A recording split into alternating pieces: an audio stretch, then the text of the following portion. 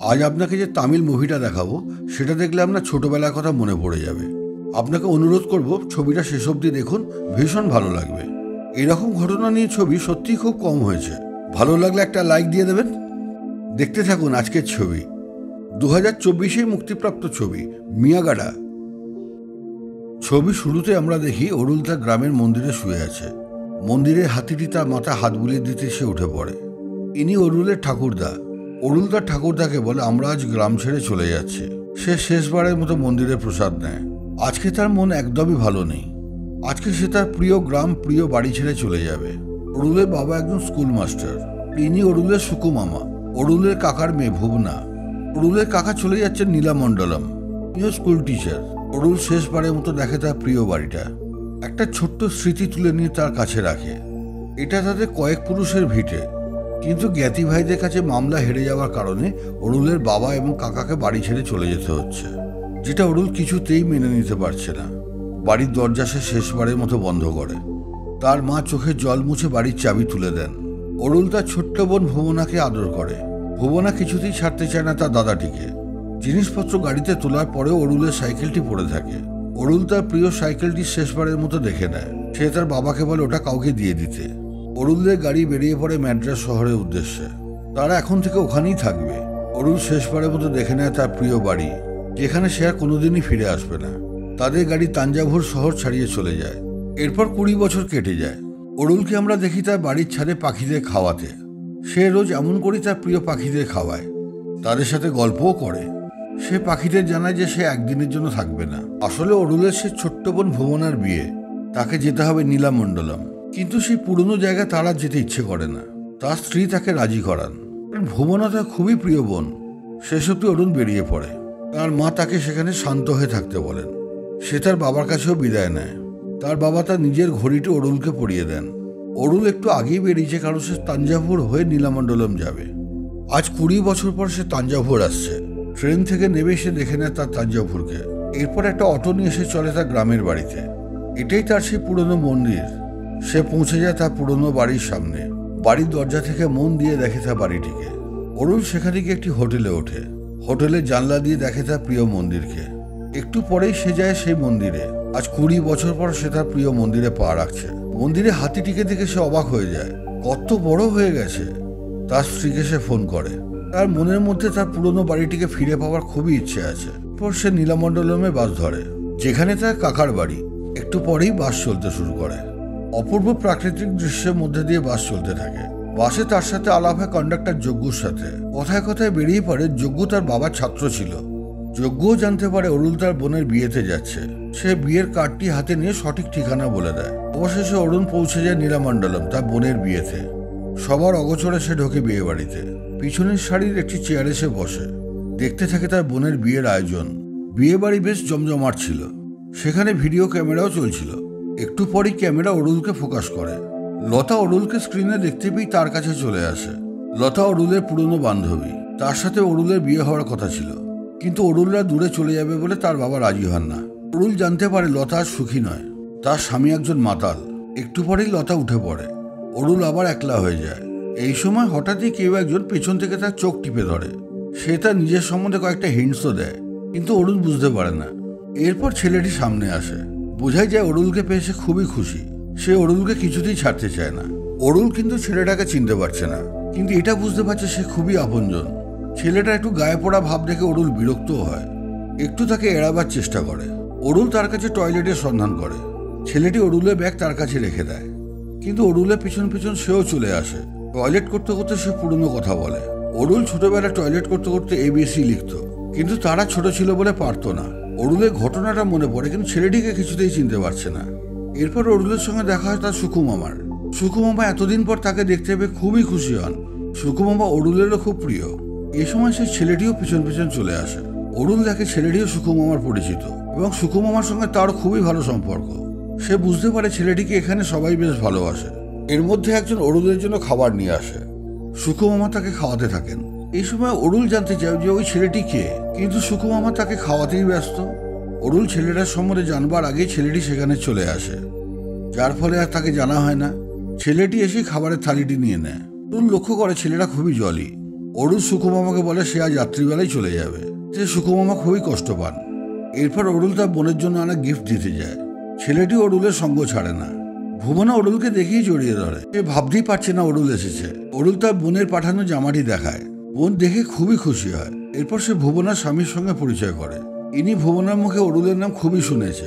এদের তিনজনের মধ্যে কথা ছেলেটিও শুনতে থাকে। অরুল তার বোনের জন্য আনা উপহারটি দেয়। ভুবনা এখনই সেটা খুলে দেখতে চায়।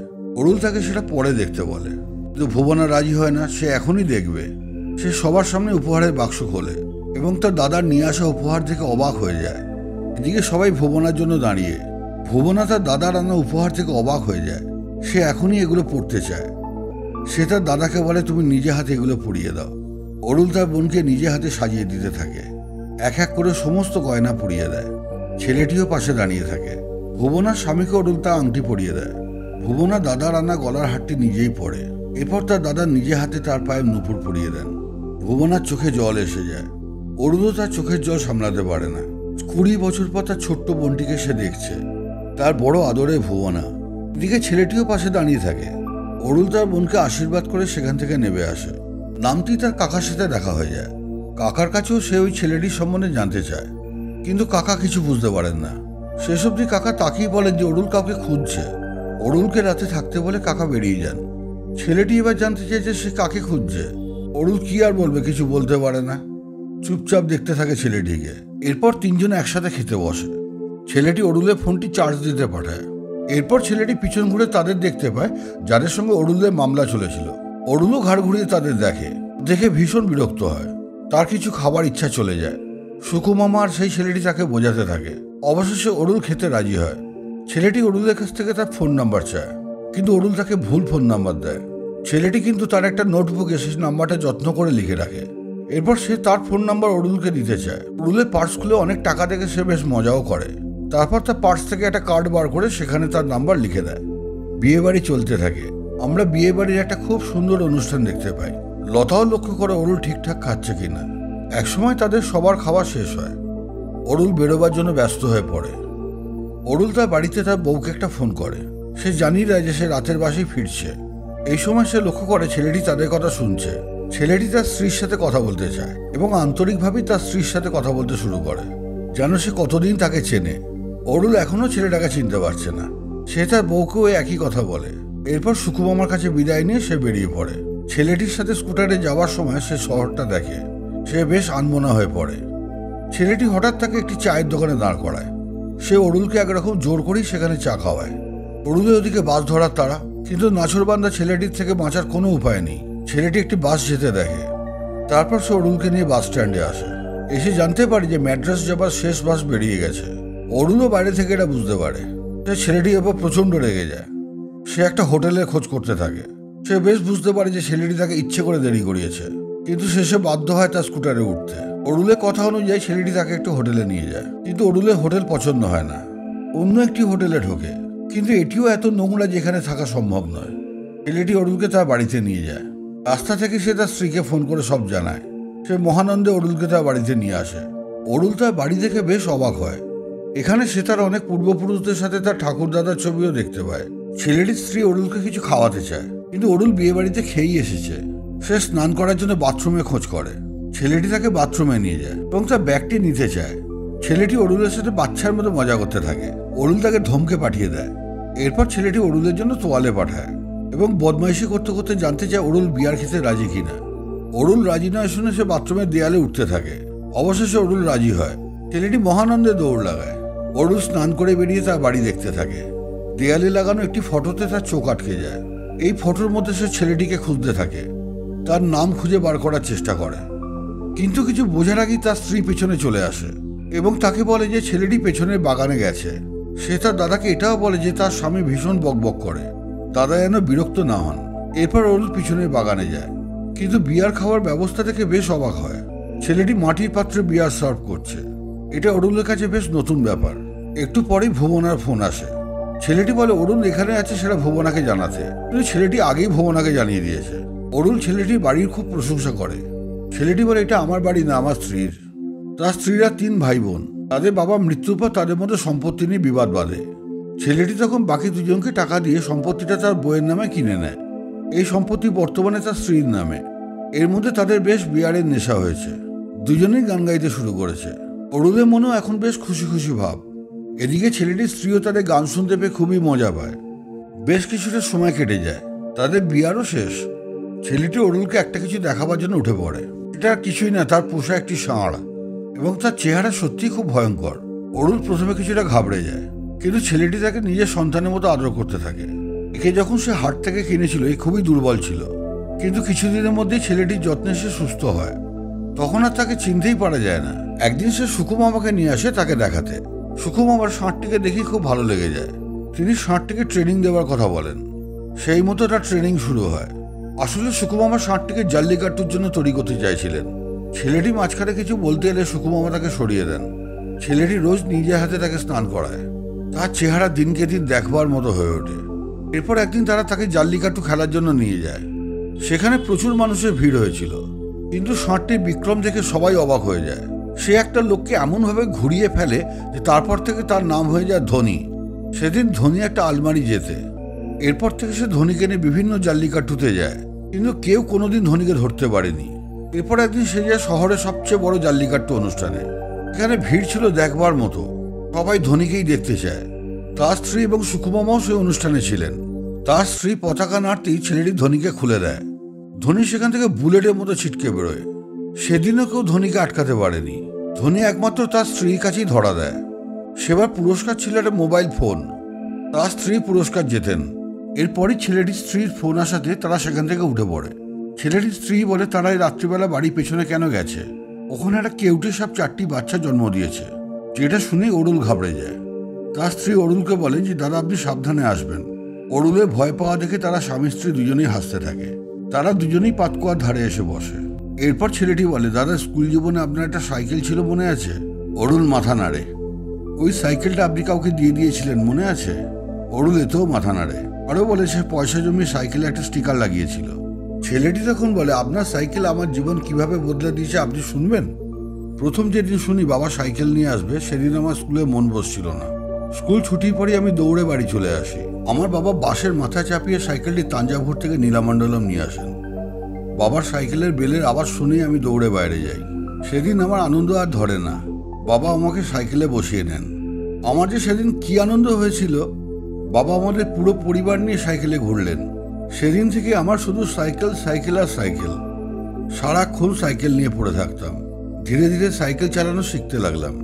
আমার উৎসাহ দেখার পর একজন লোক আমাকে ফুল প্যাডেল করে সাইকেল চালানো শেখাতে এলেন। তিনি কখন সাইকেল ছেড়ে দিয়েছিলেন আমি জানি না। আমি টাল সামলাতে না পেরে কোনো রকমের রাস্তার ধারে পড়লাম। খুব চোট পেয়েছিলাম সেদিন, কিন্তু তারপরেই আমি সাইকেল চালাতে শিখে গেলাম। আর তখন আমাকে পায় কে। সাইকেলে খুব যত্নও করতাম। প্রতি রবিবার বাবা সাইকেলে কাপড় নিয়ে ফেরি করতে বেরোতেন। তার ভালোই রোজগার হতো।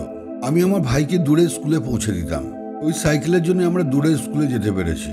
আমরা ধীরে ধীরে দাঁড়িয়েছি। সাইকেলটিকে আমি আজও পুজো করি। অরুল এসব শুনে অবাক হয়ে যায়। এরপর ছেলেটি অরুলকে তার সাইকেলটি দেখায়। সাইকেলটি সে এখনো একই রকম রেখেছে। অরুল তার লাগানো স্টিকারটি দেখে। তার প্রিয় সাইকেলটির গায়ে হাত বোলাতে থাকে। বেলটাও এখনো একই আছে। এরপর তারা দুজনেই সাইকেল নিয়ে বেরোয়। অরুণ তার ছোটবেলায় ফিরে আসে। ছেলেটিও তার দাদার সাথে সাইকেলে চড়ে আনন্দে ভাসতে থাকে। তাদের দুজনের জীবনেই ছেলেবেলা ফিরে আসে। এরপর তারা একটি ড্যামের ধারে এসে বসে।